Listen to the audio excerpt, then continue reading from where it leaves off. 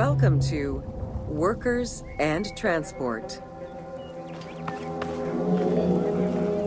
Whether workers were employed for the pyramid construction or at the quarries, the government supplied food and housing.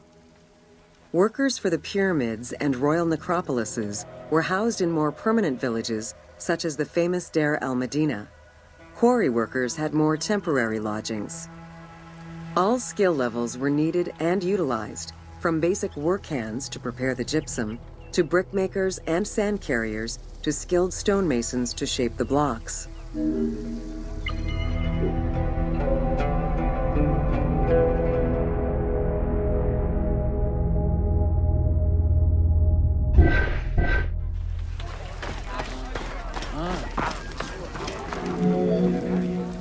Skilled architects and engineers were employed year-round, while support labor were often farmers who worked on the quarries or construction during the Nile's flood season. The basic laborers were hard-working and versatile. Many may have been farmers who joined the construction during the off-season. Hieroglyphs found in the work villages listed assigned job titles.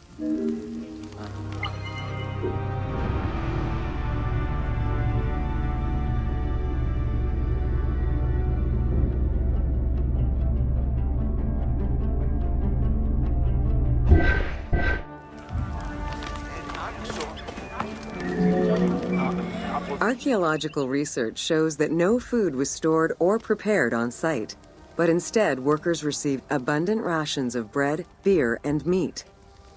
These rations were taken care of by an administration outside the village. Medical treatment was also available for those who were injured.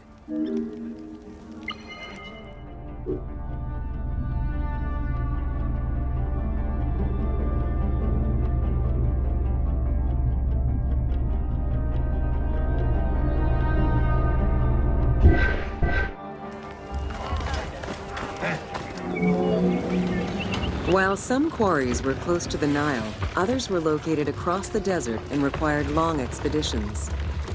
These expeditions were sanctioned by the state. They involved complex logistics and required many participants. Transporting a block by land meant that workers had to overcome the weight and friction of the load. To solve this, they first dug a track in the ground. This path was sometimes reinforced with rails upon which a sled, used to ferry the blocks, would be pulled.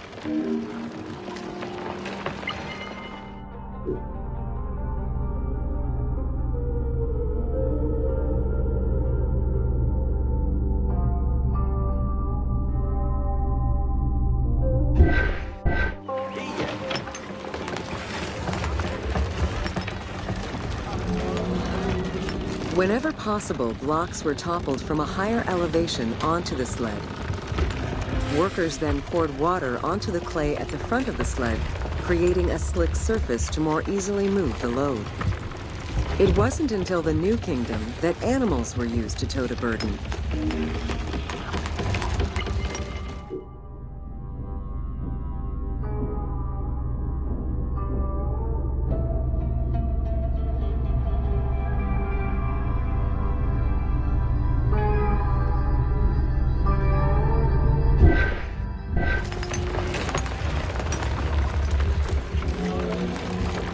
During flood season, the Nile was at its largest and deepest, which allowed the transportation of the heaviest and biggest loads. Quarries close to the river had troughs dug out to deliver the stones to the shoreline. Harbors and wharfs situated at the river's edge allowed the transfer of materials and supplies. Harbor warehouses accommodated additional stocks of stone so that they were available for the winter sailing season.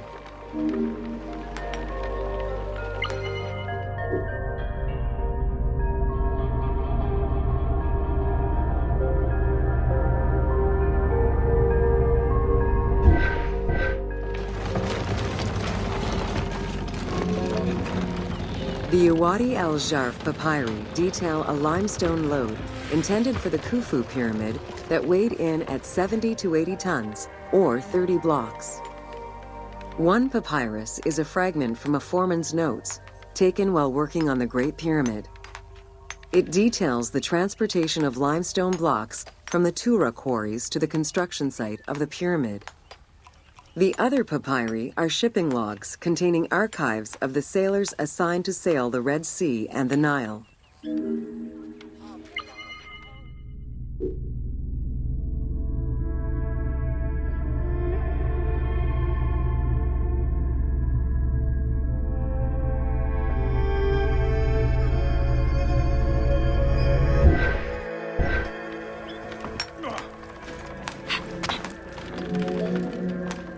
Stone cargo generally weighed 15 tons per boat, amounting to roughly 6 or 7 blocks per trip. For heavier loads such as obelisks, monolithic pillars, or gigantic statues, larger boats were used. These transports are the ones typically showcased on temple walls.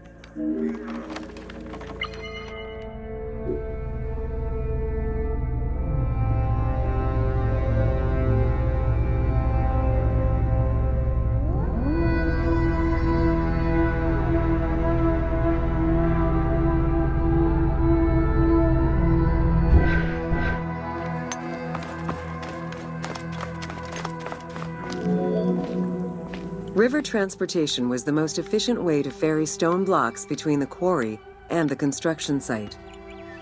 Blocks were transported by flotillas of several types of boats. The most detailed illustration of transport by river is a relief of Queen Hatshepsut's barge with an accompanying flotilla.